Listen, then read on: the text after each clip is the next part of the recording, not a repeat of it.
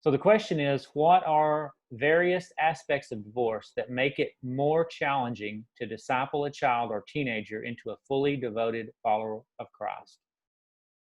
So one thing that I brought up, I didn't grow up in a home where parents were divorced, but my wife did, and I had a discussion with her about this. And one aspect she brought to it was the idea that this divorce can cause a lack of faith within a teenager, where they really start to question, God, why would you allow my parents to get divorced? Or God, why did you not allow my parents to stay together? So that brings a lot of questions, or even some doubt about God and the teenager's faith because of the divorce there.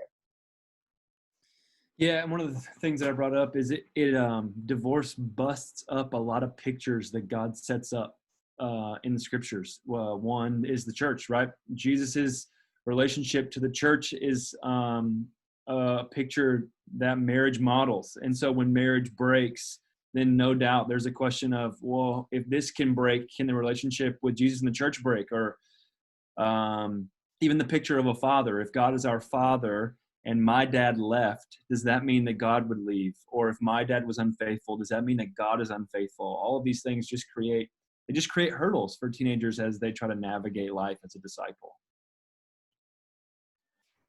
To go on, continue on that point, just I think divorce, although there's other reasons why people do get divorced, I think it shows a lack of commitment.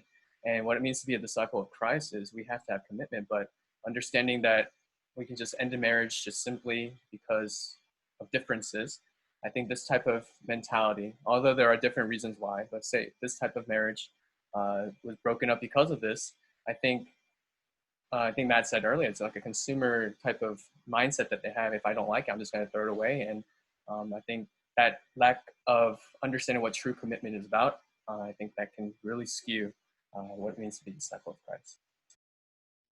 All right. And so, from my perspective, the one thing I think is really a challenge in discipling young people in divorce homes is this idea of, I call it two-ness. You know, the two homes, the potentially two churches, two levels of commitment to Christ.